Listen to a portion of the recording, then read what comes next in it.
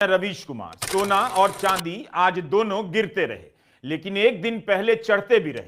आज दिन के एक वक्त कभी चांदी के भाव में 30,000 की कमी आई, कभी 16,000 की भी, और 10,000 गिरकर सोने का भाव 1.5 लाख से भी नीचे चला गया।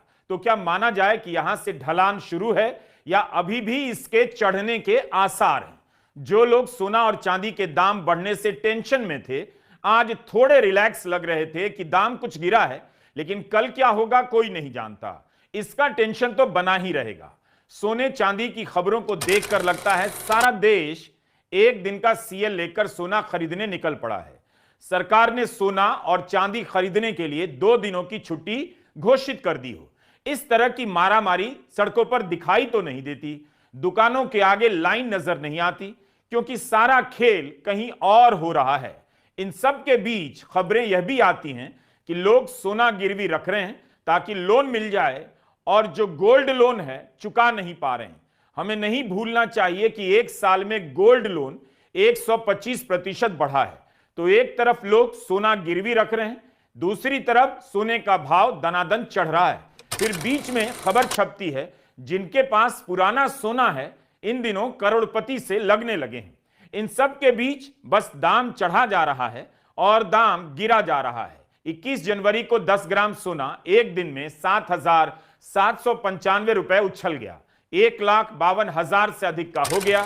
सोने को उछलता देख चांदी भी उछल गई और 1 किलो चांदी का भाव 10,730 रुपए से अधिक बढ़ गया। चांदी 3,35,000 प्रति किलो तक पहुंच गई। जनवरी का 20 दिन नहीं बीता है कि सोने के भाव में 22,000 से अधिक का उछाल आया, और चांदी का तो पूछिए मत, 20 दिन में 89,665 रुपए का उछाल। इतना दाम अगर भागेगा तो आदमी कब तक और कहां तक सोना चांदी के पीछे भागेगा। ऐतिहासिक रिकॉर्ड की खबरों को लोग पचा ही रहे थे कि गिरावट की खबरें आने लग गईं। 22 जनवरी को गोल्ड और सिल्वर ईटीएफ में करीब 21% की गिरावट आई। बुलियन मार्केट में भी गिरावट दर्ज की गई। 21 जनवरी को 1 किलो चांदी का भाव 3,35,000 से अधिक था, लेकिन 22 जनवरी को चांदी 3,08,000 के दाम पर भी बिकी। 2 दिन में इसके दाम में करीब 30,000 की कमी दिखी। 21 जनवरी के भाव के मुकाबले 1 तोले सोने का भाव भी घटा, दिन के वक्त 1.5 लाख से नीचे भी आया।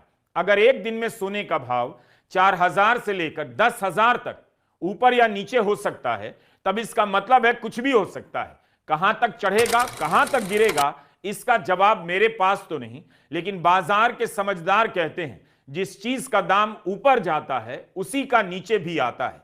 अगर आप इस थ्योरी में यकीन रखते हैं तो इसके लिए भी तैयार रहना होगा कि सोने और चांदी का भाव गिर भी सकता है। जब ट्रंप कहते हैं कि ग्रीनलैंड के कारण यूरोप पर टैरिफ लगाएंगे तो सोने चांदी के भाव में उछाल आ जाता है। अगर ट्रंप टैरिफ लगाने की बात से पीछे हट जाते हैं तो सोने और चांदी का भाव गिरने लगता है। भारत से डील होने की बात करते हैं तो दामों में सुधार बताया जाता है। क्या यह माना जाए कि सोने और चांदी का भाव भी ट्रंप के भरोसे है? तब तो ट्रंप अगले 3 साल और क्या गुल खिलाएंगे कोई नहीं बता सकता। अगर ऐसा है तब भारत सरकार को हर गांव में ट्रंप समाचार का सीधा प्रसारण करना चाहिए। रिक्शे पर लाउडस्पीकर लगाकर प्रचार करवाना चाहिए कि आज ट्रंप ने यह कहा है। सोना और चांदी खरीदने से पहले उनके बयान को ठीक से समझ लें। एक तरफ सारे जुट जाते हैं बताने में कि भारत पर ट्रंप के टैरिफ से कोई फर्क नहीं पड़ रहा, दूसरी तरफ यह भी बताने लग जाते हैं ट्रंप ने यूरोप पर टैरिफ नहीं लगाने की बात कही तो सोने और चांदी के भाव में गिरावट आ गई।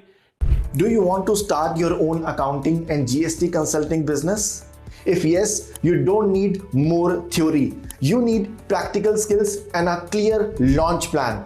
Hi, I'm CA Kunal Kumar and I help accountants and commerce professionals learn GST registration and return filing practically and start their own accounting and tax consulting business within 3 months.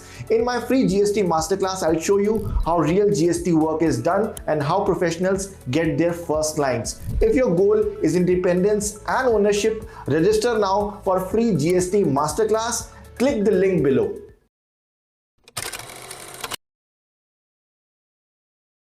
जब से मैंने ऑप्शन ट्रेडिंग को seriously लेना start किया ना दोस्तों, तब से मुझे एक बात बहुत अच्छे से समझ आ गई है, स्कैल्पिंग कोई लक का गेम नहीं है। स्कैल्पिंग है स्पीड और एग्जीक्यूशन का गेम। लेकिन जब आप स्कैल्पिंग को मोबाइल पे करने जाओगे ना, तो एक बहुत बड़ा इशू फेस करते हैं ट्रेडर्स, वो है टाइम डिले। जैसे ही आप चार्ट लोड करोगे तो वो लेट लोड होता है, आप ऑर्डर्स एग्जीक्यूट करोगे तो वो लेट हो जाते हैं, और डिसीजन लेने से पहले ही आपका मार्केट मूव कर जाता है। इसीलिए मैंने आज तक कोई भी प्लेटफॉर्म आपको रेकमेंड नहीं किया है, क्योंकि सबसे पहले मैं खुद यूज करता हूं, खुद ट्राई करता हूं, खुद उसको लाइव देखता हूं, और तब जाके मैं आपको रेकमेंड करता हूं। और 90% ट्रेडर्स मोबाइल में स्कैल्पिंग इसलिए छोड़ करके चले गए क्योंकि इनका कोई सोल्यूशन ही निकाल पा रहा था। चार्ट्स बहुत ज्यादा स्लो हो जाते थे, इंडेक्स और ऑप्शन का चार्ट अलग अलग देखने जाना पड़ता था, जिसमें बहुत टाइम लग जाएगा।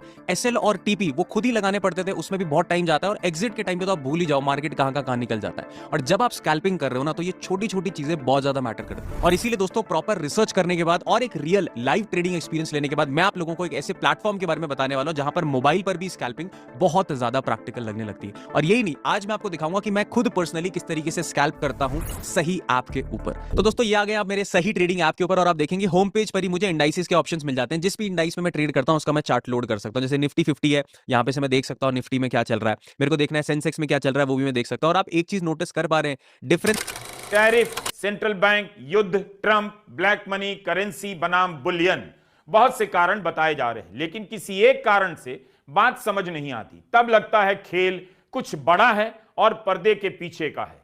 आप लोगों के लिए मुश्किल है कैसे सही समय पर सही सूचना इस बारे में हासिल करें। इसलिए जो इस महंगे दाम पर सोना और चांदी खरीद रहे हैं, उन्हें झटके के लिए तैयार रहना चाहिए। कई बार